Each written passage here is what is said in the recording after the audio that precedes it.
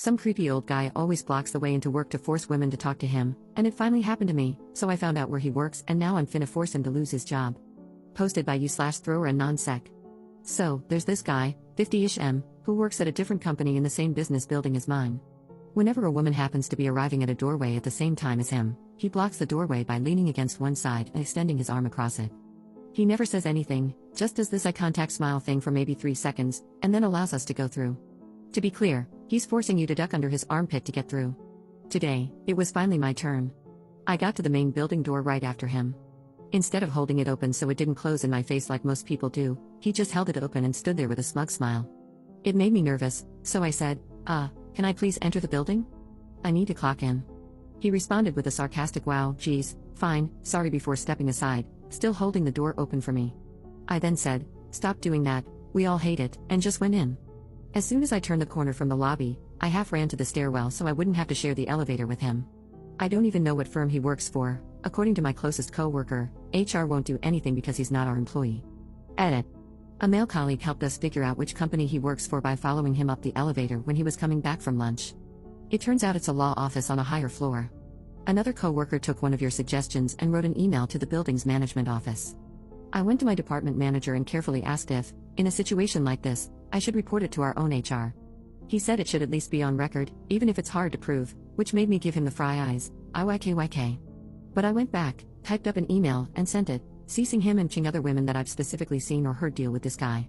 If he thought I was being hypothetical, now he knows I wasn't. The colleague who followed him to the law office joked that we should hand draw flyers of him to warn people and put them in the elevators. Update 2 days later.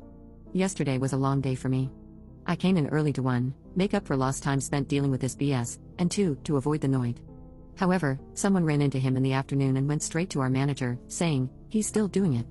So, as far as yesterday goes, not much has changed. It's only been a day. I got asked, who does he look like? More than once, so I asked around which celebrity we thought he most resembles. We all agreed he looks like the jump to conclusions guy from the movie Office Space. It's true, except he's a lot taller, over 6 feet at least.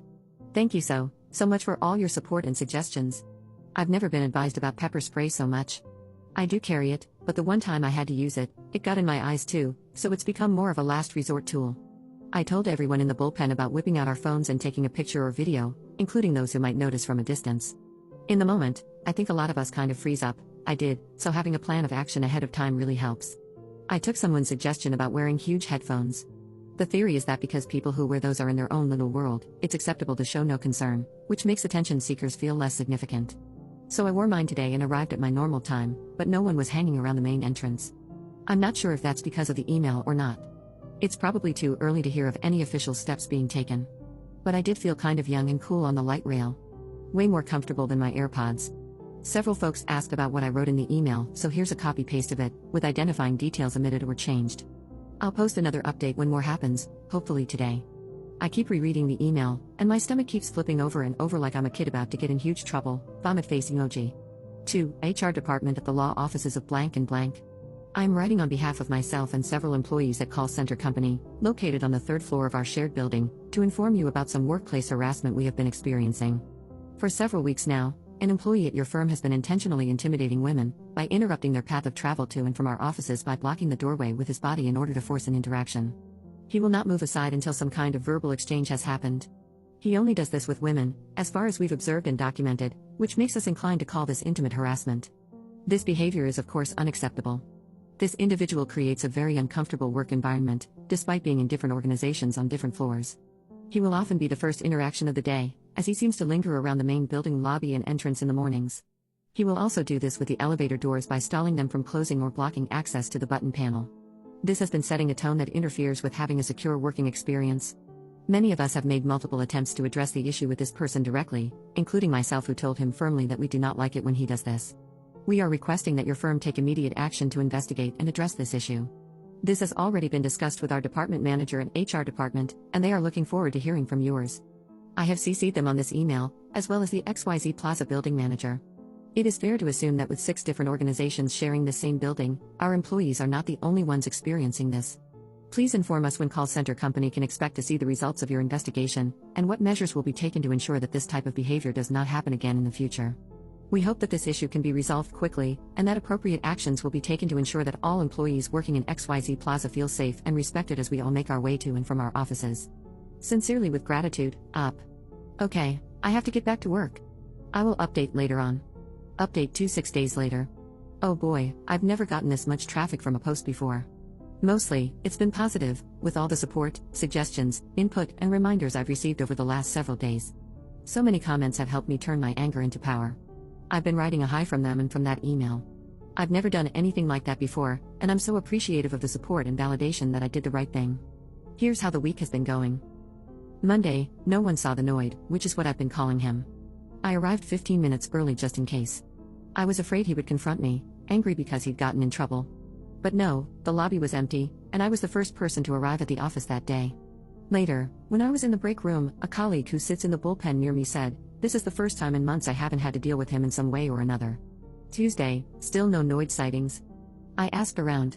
I haven't even seen his car in the lot. Did he get fired? It was super busy that day, and I was pretty much glued to my desk, so I didn't have time to meet with my manager or do anything besides shooting him a quick, "Hey, any response?" via Teams before I left for the day. I didn't want to be pushy, but I really wanted to know. Yesterday, Wednesday, mid-morning, a few women, including myself, were asked to meet with HR separately.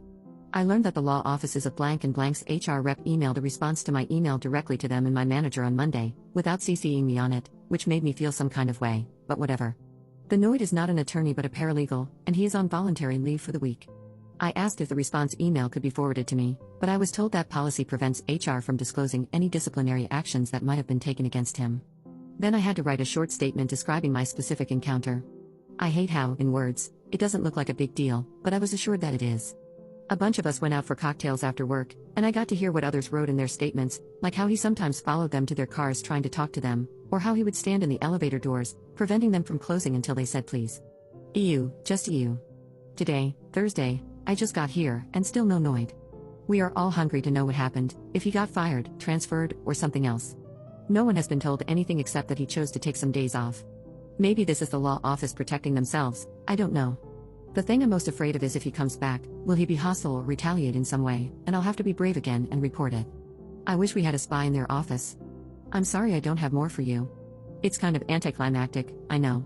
I promise that if I find out what actually happened to him, I will let you all know. Or if he reappears, I'll loop you all in. Edit.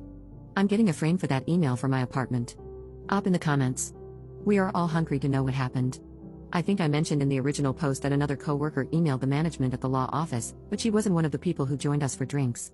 I don't know if or when she had her HR meeting.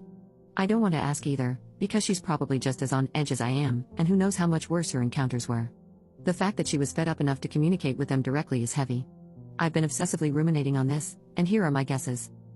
1. Between my email, hers, and our male coworker following him to see where he worked, they must have gotten a pretty good description and identified him, or his identity was verified from the info in the emails.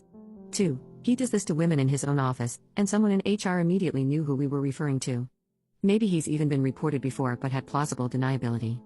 Also insane how I'm learning all these legal terms, lol. I'm seriously considering going back to school and getting a law degree at 50, how insane is that? 3. No one was identified, but maybe a company-wide reminder went out about reporting intimate harassment. At my job, we have to do video trainings on stuff like this every year or so maybe they had a meeting or sent a mass email. 4. This isn't the case, but for a couple of days, I was really worried. What if the Noid was their HR rep, and he was like, "Oh crap," and just noped right out of town?